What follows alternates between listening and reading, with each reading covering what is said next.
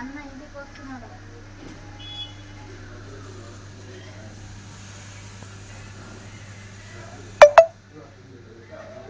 ఇంకా అవన్నీ వాళ్ళు ఏదో గోల్చులు వస్తున్నారు కదా, వాళ్ళు ఇంకా గోల్చులు వస్తున్నారు.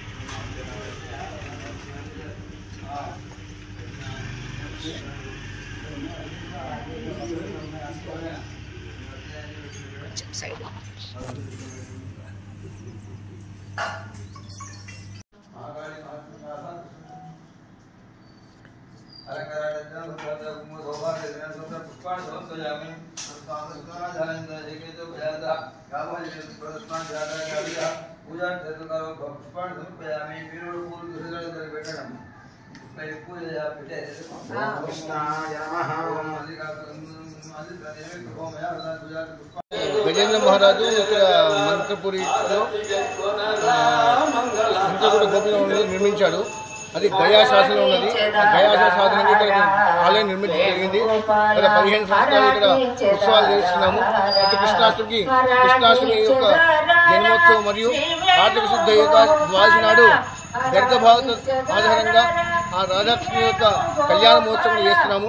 ఈ రోజు కూడా ఉదయం 6 గంటల నుంచి మూల విరాట్కు అభిషేకాలు, మళ్ళీ 8 గంటల 30 నిమిషాలకు మన రాధాకృష్ణ యొక్క గోపికల యొక్క వేషాలతో గోపాలకాల కార్యక్రమాలు, తర్వాత 9 గంటలకు తీర్థ ప్రసాదిత, మధ్యాహ్నం మళ్ళీ స్త్రీల చేత పారాయణ కార్యక్రమాలు, సాయంకాలం 6 గంటల కృష్ణాష్టమి వ్రతాలు, రాత్రి 8 గంటల 30 నిమిషాలకు ఆ కృష్ణుని యొక్క భజన కార్యక్రమం, పారాయణం, ఆ తర్వాత రాత్రి పౌర్ణమి ఉంటుంది.